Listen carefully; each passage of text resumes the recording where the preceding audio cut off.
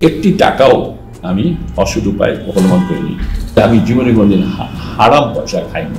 অবশেষে পদত্যাগ করলেন দুর্নীতির রাঘব বোয়াল খ্যাত ঢাকা ওয়াসার এমডি তাকসিম ই খান। ওয়াসা সূত্রে জানা যায় 15 অগস্ট মঙ্গলবার স্বাস্থ্যজনিত সমস্যার কারণে নিজের দায়িত্ব পালনে অপারগতার কথা জানিয়েছেন তিনি। 5 অগস্ট এর গণ অভ্যুত্থানে শেখ হাসিনা প্রধানমন্ত্রীর পদ থেকে পদত্যাগের পর আর নিজ কার্যালয়ে যাননি তাকসিম।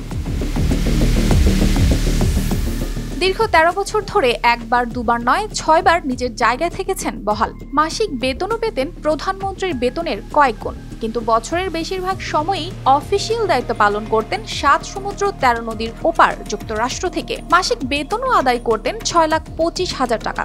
এত বড় দায়িত্ব পালন করবে আর বিভিন্ন কেলেঙ্কারিতে নাম জড়াবেন না, তা কি করে হয়? একসময় তাকে ভরসার প্রতীক মনে করতেন অন্ধ নগরবাসীর কেউ কেউ। তবে বর্তমানে তিনি এক বিতর্কের প্রতীক। গত 13 বছরে বেতন ভাতা হিসেবে 5,80,00,000 টাকা নেওয়া সহ আলোচনা সমালোচনার অভিযোগগুলোর সঙ্গে সম্প্রতি যোগ হয়েছে যুক্তরাষ্ট্রে তার 14টি বাড়ি থাকার বিষয় নিয়ে, যদিও তিনি এই সংবাদের তথ্য অসত্য বলে দাবি করেছিলেন। বৃষ্টির দিনে আনন্দটা একটু বেশিই জমুক, আর আনন্দ আয়োজন মানেই চাষি সুগন্ধি চিনি গুঁড়া চাল। তার এমন সহস্র দুর্নীতির কারণে রাজধানীবাসীকে চড়া দামে পানি ও পয়সেবার জন্য গুনতে হচ্ছে বিপুল অর্থ। তিনি রাজধানীবাসীকে পানির নামে বিলিয়ে দিয়েছেন দুর্নীতি। তবে এই বিষয়ে তার নেই কোনো মাথা ব্যথা। সব অভিযোগের তোয়াক্কা না করেই এক কথায় জোর করেই এত বছর বহাল ছিলেন তার এই প্রতিষ্ঠানে। পুরো প্রতিষ্ঠানে তিনিই ছিলেন একচ্ছত্র ক্ষমতার অধিকারী।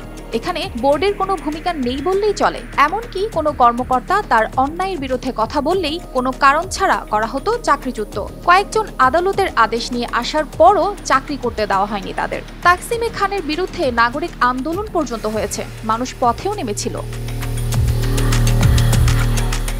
ঢাকা ওয়াসার কর্মকর্তা ও কর্মচারী ঐক্য পরিষদের নেতারা জানান, পদ্মা যশোলদিয়া পানি শোধনাগার প্রকল্প এবং দাসেরকান্দি পয়ঃশোধনাগারের মতো গুরুত্বপূর্ণ প্রকল্পগুলোতে শত শত কোটি টাকা দুর্নীতির প্রমাণ পাওয়া গেছে তার বিরুদ্ধে। এসব প্রকল্পে নিম্নমানের যন্ত্রপাতির মাধ্যমে অর্থ আত্মসাৎ করা হয়েছে, যার কারণে উন্নয়ন তো দূরের কথা, মিলছে না কোনো সুফল। যেমন দাসেরকান্দি পয়ঃশোধনাগার প্রকল্পে কোনো সঞ্চালন লাইন না থাকার কারণে শহরের বর্জ্য শোধন করতে ব্যর্থ হচ্ছে, আর পদ্মা যশোলদিয়া পানি শোধনাগার প্রকল্পে দৈনিক উৎপাদিত পানির অর্ধেকও নগরবাসীর কাছে পৌঁছাচ্ছে না। প্রশ্ন, এত ধরনের খবর প্রকাশের পরও কেন তাকে সরানো হয়নি তার পদ থেকে? একটা খবর বা অভিযোগ যদি উচ্চপদস্থ কারো বিরুদ্ধে উঠে, সঙ্গে সঙ্গে সরকারের প্রতিক্রিয়া হওয়ার কথা, দুদকের সক্রিয় হওয়ার কথা, তার বিরুদ্ধে তদন্ত করার কথা। কিন্তু তদন্ত তো দূরের কথা, ধামাচাপা দেওয়া হয়েছে তার কর্মকাণ্ডকে, কারণ তার মাথায় তো স্বয়ং সরকারেরই হাত ছিল। ঢাকা ওয়াসাকে আমরা এমন একটা প্রতিষ্ঠান হিসাবে দেখাটা আমাদের দায়িত্ব। এই জন্য আমাদের সকল ওয়াসার কর্মচারী কর্মকর্তারা ওয়াসার এমডির নেতৃত্বে কাজ করেছেন।